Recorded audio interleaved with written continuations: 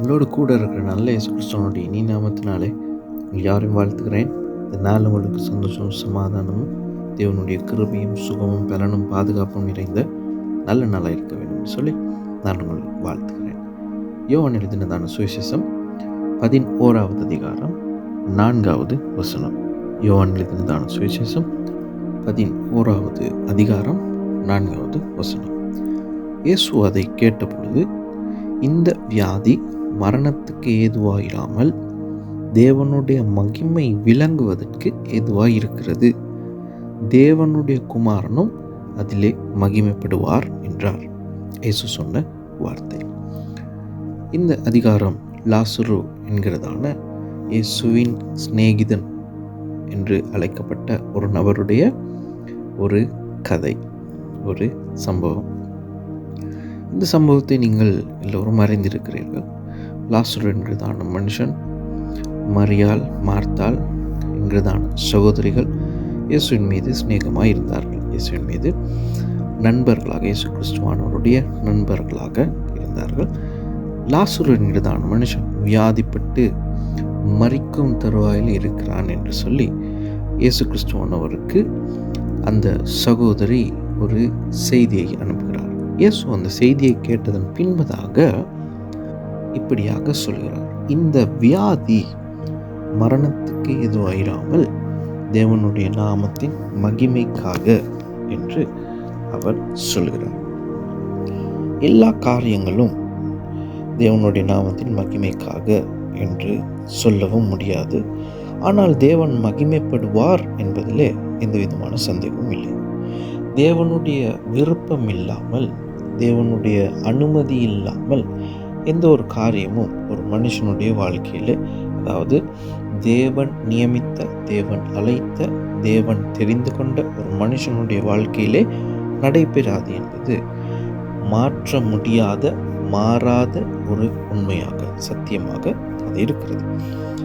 லாசரு என்கிறதான மனுஷன் மீது அன்பு வைத்தார். மார்த்தாள், மரியாள் என்கிறதான சகோதரிகள் மீது அன்பு வைத்தார்.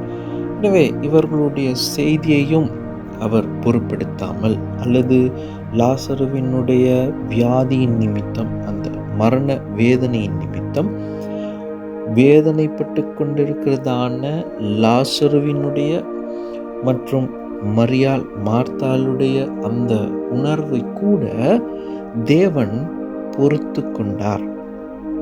அவர் அலட்சியமாக எண்ணவில்லை, அவர் சற்று அமைதியாக இருந்தார். அவருடைய அமைதியிலே பல அர்த்தங்கள் காணப்படுகிறது.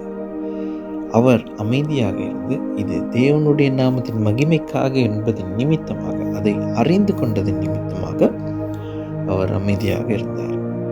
மரியாளுக்கும் மார்த்தாளுக்கும் இது பதற்றமான ஒரு இக்கட்டான சூழ்நிலையாக காணப்படுகிறது.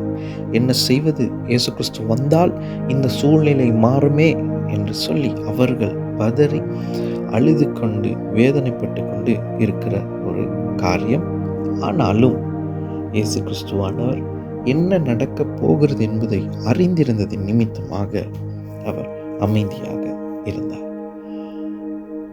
என்னுடைய உங்களுடைய வாழ்க்கையில் தேவனுடைய அமைதி பெரிய ஒரு காரியத்தை ஏற்படுத்தும் என்பதில் எந்த விதமான சந்தேகமும் இல்லை.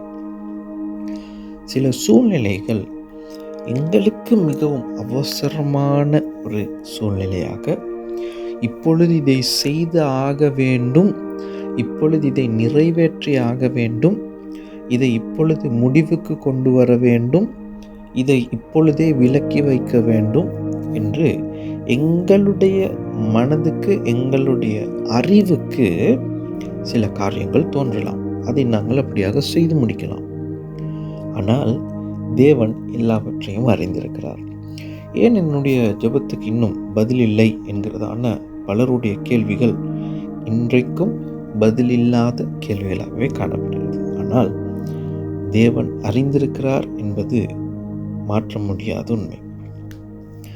தேவன் அதிலே மகிமைப்படுவதற்காக ஒரு காரியத்தை செய்யும்படியாக அவர் அமைதியாக இருக்கிறார் என்பதிலே எந்த விதமான சந்தேகமும் இல்லை. எனவே உங்களுடைய வாழ்க்கையிலே ஏதேனும் தாமதமாகிறதா, தேவனுடைய நாமம் மகிமைப்படும் அந்த காரியம் மூலமாக. காத்திருப்போம், அவருடைய கரத்துக்குள் அடங்கியிருப்போம். கர்த்தர் பெரிய காரியங்களை செய்வார். எங்களுடைய சூழ்நிலை நிமித்தமாக நாங்கள் அவசரத்தின் நிமித்தமாக ஏதாவது காரியங்களை செய்ய முற்படலாம். தேவனிடத்தில் கிருபையுள்ள தேவஜனமே, அமைதியாக இருப்போம்.